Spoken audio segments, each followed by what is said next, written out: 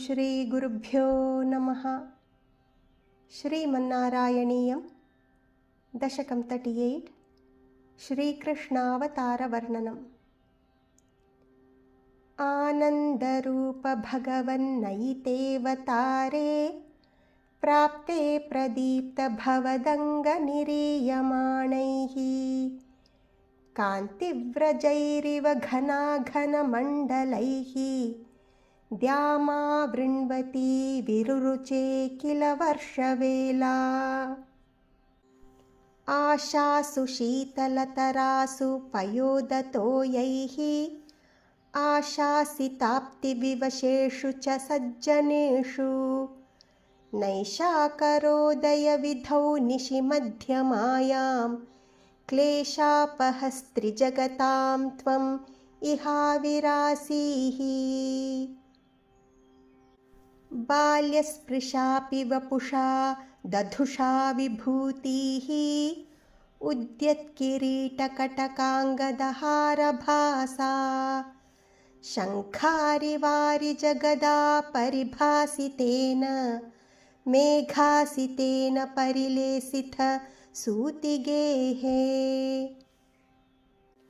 वक्षस्थली सुखनिलीन विलासि लक्ष्मी मन्दाक्षलक्षितकटाक्ष विमोक्षभेदैः तन्मन्दिरस्य खलकंसकृताम् अलक्ष्मीम् उन्मार्जयन्निव विरेजित वासुदेव।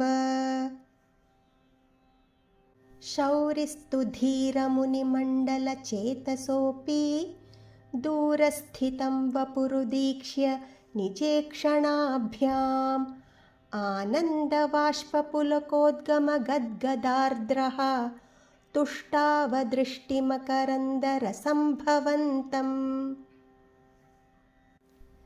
देवप्रसीद परपूरुषतापवल्ली निर्लूनदात्रसमनेत्रकलाविलासिन् खेदानपाकुरु कृपागुरुभिः कटाक्षैः इत्यादि तेन मुदितेन चिरं नुतो भूः।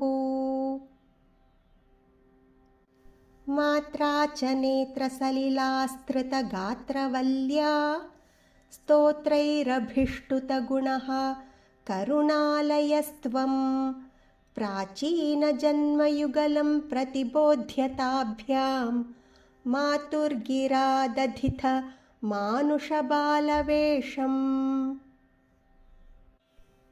त्वत्प्रेरितस्तदनु नन्दतनूजया ते व्यत्यासम् आरचयितुं स हि शूरसूनुः त्वां हस्तयोरधृत चित्तविधार्यमार्यैः अम्भोरुहस्थ कलहंस किशोररम्यम्।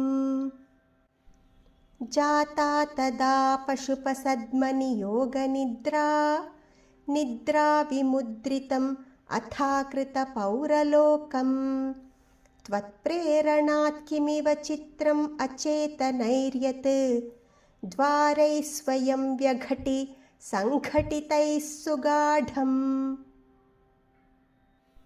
शेषेण भूरिफणवारितवारिणाथ स्वैरं प्रदर्शितपथो मणिदीपितेन त्वां धारयन् स खलु धन्यतमः प्रतस्थे सोऽयं त्वमीश मम नाशय रोगवेगान्। श्रीहरये नमः। गोपिका जीवनस्मरणं गोविन्दा गोविन्दा। ॐ तत्सत् सर्वं श्रीकृष्णार्पणमस्तु।